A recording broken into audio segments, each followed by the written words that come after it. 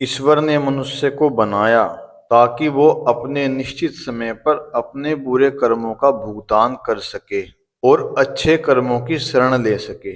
यदि मनुष्य ने अपने बुरे कर्मों से कुछ न सीखा हो कि बुरे कर्मों का फल बुरा ही मिलता है और अच्छे कर्मों से ज्ञान प्राप्त न किया हो कि अच्छा कर्म करने के बाद मन में किस प्रकार की संतुष्टि उत्पन्न होती है, तो उसे इस जीवन जीने का कोई लाभ नहीं, इस मनुष्य जुनी में आने का कोई लाभ नहीं। और जब मनुष्य की मनुष्य जुनी ही व्यर्थ चली जाएगी तो उसे आत्म साक्षात्कार कैसे होगा, आत्मज्ञान कैसे होगा।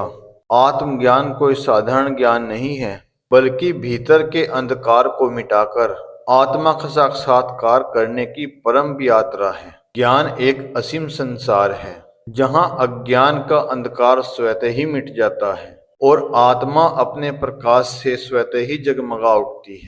अंधकार कितना भी घनघोर हो, पर ज्ञान का एक छोटा सा दीपक उसे मिटाने के लिए पर्याप्त है। बाहरी संसार का ज्ञान इंसान को केवल सूचना देता है, परंतु भीतर का ज्ञान मनुष्य को मुक्ति दिलाता है। जिस ज्ञान को पाने के लिए, जिस दुर्लभ मनुष्य शरीर को पाने के लिए देवी देवता भी तरसते हैं, ईश्वर ने महान अवसर केवल इंसान को दिया है, परंतु इंसान ने इस मौके को साधारण समझकर अपने ही पापों से अपने जीवन का विनाश कर लिया। इसलिए है मनुष्य, अभी भी समय है जब मनुष्य के इतने जन्म बिना आत्म साक्षात्कार के बीत गए तो ये जन्म भी ऐसे ही बीत जाएगा।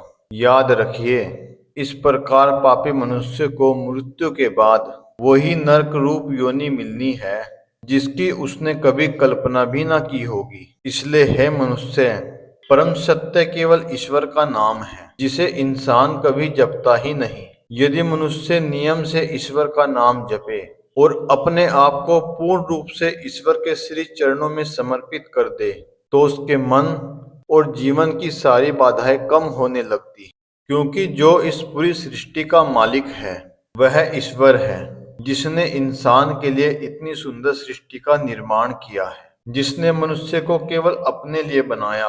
अक्सर इंसान कहता है कि ईश्वर मुझे दुख देते हैं, परंतु सत्य तो यह है कि ईश्वर कभी अपनी संतान को दुख नहीं देते।